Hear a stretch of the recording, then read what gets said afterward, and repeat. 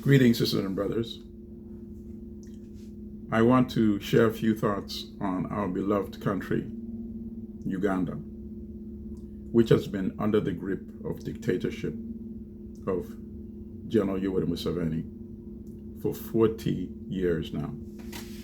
And tomorrow, May the 12th, he will be conducting a fake swearing in for his fake presidency based on the elections that he stole on January the 15th, 2026 from Uganda's legitimate president-elect, Robert Kyagulanyi, aka Bobby Wine, who is currently in the United States together with his family, his wife, Barbie, or Barbara Kyagulanyi.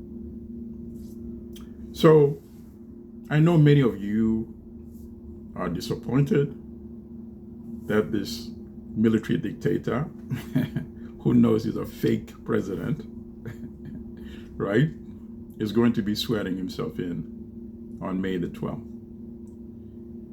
But why should you be more disappointed tomorrow than you are disappointed when he stole the election on January the 15th? So it doesn't make sense to elevate your blood pressure for no reason. May the 12th will not be any different from January the 15th, correct? From January the 15th is when the resistance began to remove this military dictator, not May the 12th, which is tomorrow.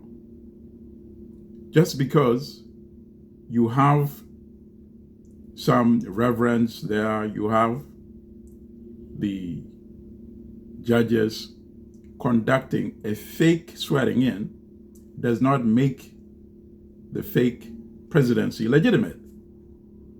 It's still stolen. So the point I'm trying to stress and to make is, do not be any more aggravated than you already are. What you need to do is a couple of things. Number one, look at the people who are going to be attending this fake swearing in. Those are the people who are really the problem. The problem is not General Museveni. We know he's a dictator. We know he's very brutal. We know the number of people that have been killed because of General Museveni in Uganda, in South Sudan, in Democratic Republic of Congo, in Central African Republic, in Somalia. So this is not news. What we want to pay attention is to the people and the countries that support this brutal, illegitimate ruler of Uganda. So tomorrow, pay attention to who are the people or the countries represented at the fake swearing in. We make a list and we engage with these countries, just like during apartheid South Africa. Apartheid South Africa. Illegitimate regime which suppressed the people of South Africa, Africans, brutalized, jailed, tortured, killed, massacred, Soweto massacre, Sharpeville massacre. The world engaged with the countries that were supporting this brutal, illegitimate regime and made it very costly and expensive to support that illegitimate regime. That is what we need to do with General Museveni and his imbecile son, Kabebi Don, Alexander the Dance, Muhoozi Kainerugaba, who boasts of killing people, threatens that he's going to kill more, boasts of torturing people, and has not been arrested. Obviously, we hope that he and his father will eventually be indicted. Who knows? They might be indicted already, and the International Criminal Court has not yet unsealed the indictment. Who knows?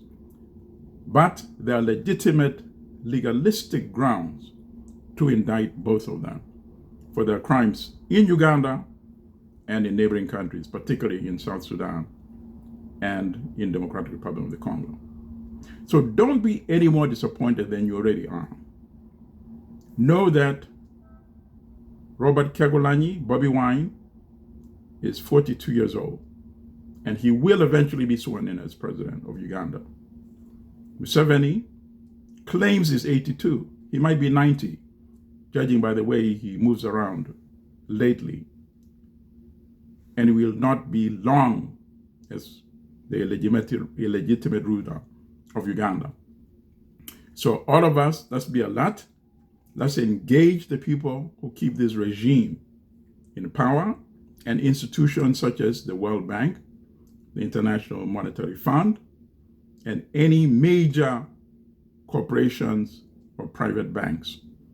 Do the research, look at their Twitter handle, and send them messages on X.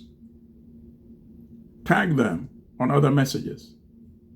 Share other messages that have been posted, including the ones with pictures or images of the people who have been tortured or killed by General Museveni and the junior military dictator, General Imbecile Muhoozi Kainerugaba. It will not happen overnight. Apartheid was not defeated overnight in South Africa. It took constant, relentless, and tireless engagement. Eventually, it happened. Of course, South Africa is dealing with other issues right now. In fact, I'm going to make another commentary soon on the so-called xenophobia that's going on in South Africa. But that is for another commentary. Today, I just wanted to speak briefly on our beloved Uganda. A luta continua